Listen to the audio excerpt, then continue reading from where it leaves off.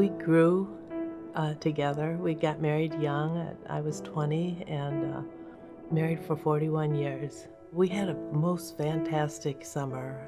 I thought so at the time, June and July. We just plain enjoyed each other so much. We went to the Four Seasons, which we'd never had, in Chicago. I said it was the best weekend of our lives, and it was. July 31st, 2011 started that day. Gary was out running before church and was hit by a driver that crossed the opposite lane. He's sleeping and high on drugs. At that time, I was doing Bible study and devotions and happy as could be at that moment. Hearing all the sirens around me, but I didn't have any anxious feelings. I knew Gary was running, but this was so big, I thought for sure it was a couple of cars. When I did come on the scene, it was my worst nightmare come true. I wanted to go to him on the road, and they would not let me.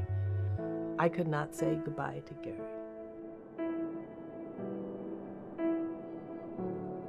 Going to the funeral home and seeing him, it really wasn't him. But I needed some kind of proof. And so I see a little crooked finger and tiny piece of hair.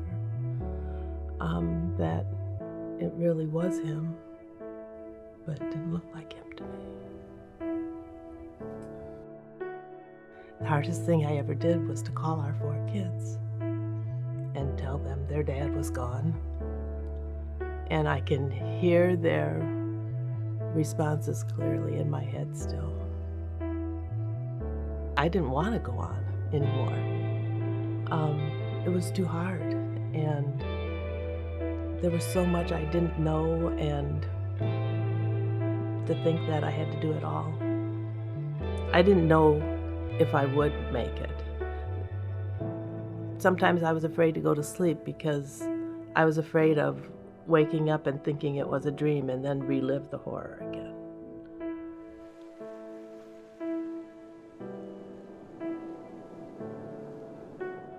I wasn't angry with God, and I didn't find it hard to forgive the driver, which sounds really good, but my struggle came with thinking that God let me down when I needed him the most. And I thought I only needed 2 or 3 seconds from God to change the outcome of this. That was hard for me, and it took months before I could come to the realization that God was there the whole time. Struggles with life come in a lot of different forms. Mine came with grief. When you're going through it, you can't see that God has brought opportunity and will bring a blessing. But know that it's true. How vast the consequences of your trial is how vast God wants to use you. He's going to bring you about for a bigger purpose. The hope of the resurrection, which is not just having your fingers crossed or just wishing. It's a real hope. It means everything to me.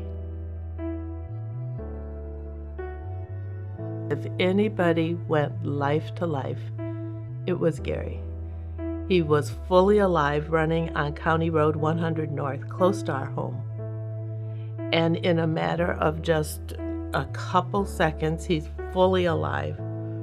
And I think running in heaven, probably toward Jesus. And I'm just so thankful that Jesus paid that price for Gary, for me, and for all.